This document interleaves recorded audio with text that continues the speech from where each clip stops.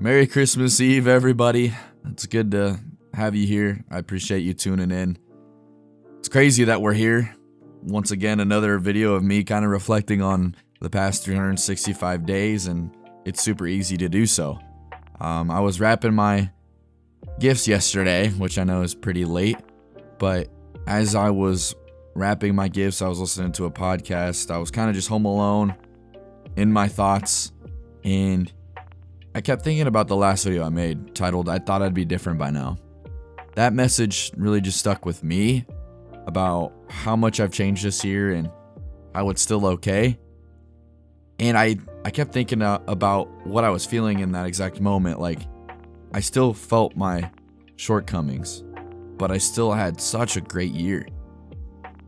And I really think about why do I feel this pain of coming up short in some of my goals? You know, when I started my YouTube channel, I was like, dang, it would have been really cool to hit 500 subs at the end of the year. You know, books. I love reading books, and I've had a great year reading books. I had a goal of reading 30, and I'm going to come up short, I think, to about 28, and I'm like really bent out of shape about it. I'm upset about it. And I had a gaming backlog, a huge spreadsheet where I wanted to make a good dent into completing games, and I've only completed about 4. But in all those endeavors, I still had such a good time. I've had a great time making YouTube videos. I had such a eye-opening year in books and all the perspectives I've read. In gaming, I played some of the best games like ever made. Expedition 33, Final Fantasy 7, Red Dead Redemption 2.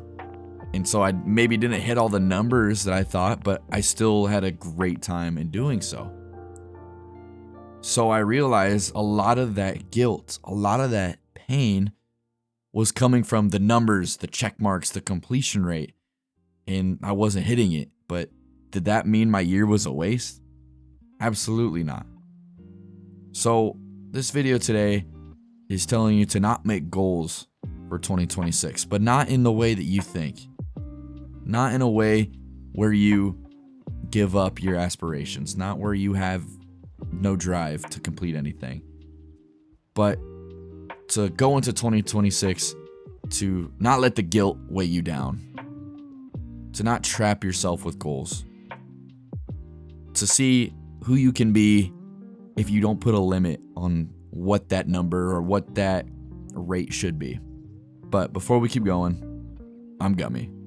If you like these reflective type of videos, consider liking this video and subscribing to the channel, but only if I've earned it. And let me know in the comments below, what was one goal you had for 2025? How'd it go? Did you accomplish it or just fall short? But now that we're at the end, how do you feel when you look back on it? Let me know in the comments. I really enjoy reading all that, and I try my best to respond. Now, back to business. Okay, let me start by saying once again that this video is not here to say you shouldn't have aspirations, desires, or any type of drive to accomplish something in your life. That's not what I'm saying in this video. What I'm saying is, first off, we need to reframe how we look at goals. I think the most common goal this time of year is I want to lose X amount of pounds. And some of us are disciplined enough to get there and to diet and to hunker down and do it. Some of us aren't, and that's okay. Like, we all have different reasons for wanting to lose weight.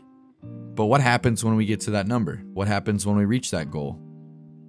Some people, once again, keep the momentum. They can keep it off. They go. Some people go, great, I accomplished it. I deserve a sweet treat. And then they're kind of back in the same realm. I mean, that's something I've done personally too.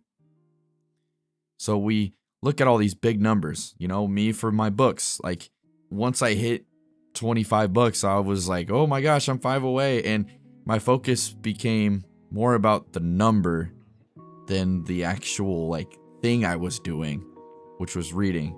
Same thing with my video games. It's like I gotta complete X, Y, and Z by April. And when I did that, I was like, why am I doing this? I'm not enjoying myself. So we need to reframe our numerical end goal to more like of a system. Okay, instead of a New Year's goal, I need to have a New Year's system. What's something that's gonna give me success day in and day out? Because once you hit that number that you aim for yourself, what happens? It could go either way, but it's tough to stay on the same track. I think about my YouTube subs, talking about it earlier. 500 subscribers and a first YouTube channel. That's tough, especially in a year. And I feel like this is a very niche category that I'm in. You know, if I were to still only be set on that 500 sub mark, I'd consider this year a failure. But I've learned so much, not only in my writing, but my editing, and also just putting myself out there. It's done a lot for me more than anything. Results, you know, subscribers there or not. So going back to putting, you know, a system in place rather than a numerical target, we also need to get rid of a timeline. You know, some of these goals that we have for ourselves realistically may not be accomplished in the time we set. To think I was going to make a dent in my backlog was insane. I probably didn't have the time with my job, the way my life is right now. I probably was going to make a huge dent into it, but I kept putting this pressure, like, I got to get this done by this time. The deadline effect that we put on ourselves, you know, this deadline of, okay, I got to get it done by now, it kind of takes the enjoyment out of the pursuit. You're running around like a chicken with its head cut off, and you're not really enjoying the whole process. Because once you do hit that goal, going back to that number, your system's kind of not there. It's not set in stone. When I feel that urge to procrastinate is when I have a very tough, strict deadline I have to hit, or a strict, time I have to hit. Whereas if I set a system, it allows me to take some anxiety out of the deadline, and I'm good to go. It's one thing when it's work. I'm not saying miss your deadlines because, I have anxiety about deadlines, so I'm probably going to be late. No, that's not what I'm saying. I'm more talking about your self-improvement, your passion projects, your hobbies that you want to enjoy. Don't try to maximize the efficiency out of it just because you have a deadline on that goal or deadline on that result you want to hit. The timeline's just going to make it less enjoyable, less authentic. Those activities are there for you. So for you to just make it more work, I think it's unfair to you. So all in all, just set aside some time to work in your day, but do not put yourself under a deadline. That's not fair to you. It's not fair to the passion you have for whatever you're trying to accomplish. Keep chasing, but don't feel like the finish line is right in front of you. And don't look at it as if it's way far away. Just focus on if I were to put a run metaphor, focus on the next 10 meters ahead. Don't worry about where the finish line's at. And then my last point, you're gonna change. And that's more than okay. I think that's a huge thing we don't take into consideration. We don't take into consideration all the things we can't control that are gonna either propel us or, take us down a peg. When you set these goals way far in advance, you're almost like putting a lid on it. You're limiting yourself. You're putting yourself in a cage. And life, is gonna happen.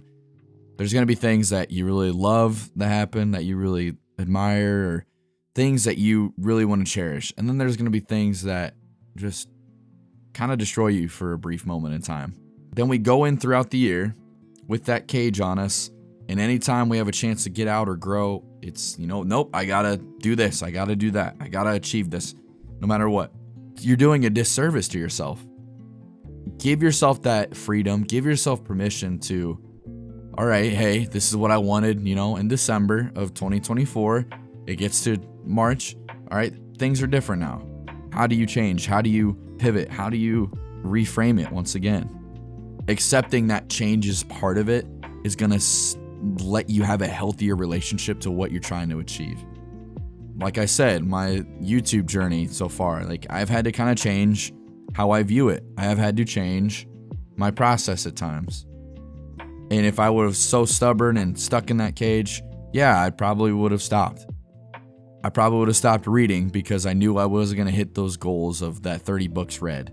I would have just, I got to hit the goal, so I got to read short books and not enjoy myself, where a lot of the, big time consuming books were some of the most memorable experiences I've ever had with reading. My writing specifically this year, I think, has gotten a lot better. But if it was the whole, you got to write a page a day, I probably would have stopped a long time ago. I had to kind of change the way I write, change the times that I do. And that's all right, because I've accepted that. All in all, I just want you to accept that goals are great in a premise. They're great to think about, but I don't want you to be trapped by them in 2026. I guess that's my 2026 resolution, to reframe how I look at progress, not put a deadline on improvement, and to understand that it's going to change along the way. And I hope that's something you can adopt into your 2026, because you deserve to have a great year. It's a new year for new chapters, new experiences, new memories, new hardships that are going to change you. And I don't want goals to be something that gets in the way of your enjoyment of this life that you give, because we only got not a lot of time on this earth. And with that, I just want to say thank you from the bottom of my heart. If this is your first video tuning in, or you're someone who's watched every one of my videos, I just want to say thanks. I've learned a lot about people and life in 2025, and I need to be more appreciative of what I've got. And so you listening, you being here, it really does mean the world to me. It's insane that I've had this little community started just because I felt like writing a little bit in the beginning of the year and posting it. Thanks for letting me be vulnerable. Thank you for always showing up and just being so kind. This channel growth has felt genuine. It's felt real. And it's something I've really enjoyed. And it's in ways I didn't really expect. So I'm Gummy.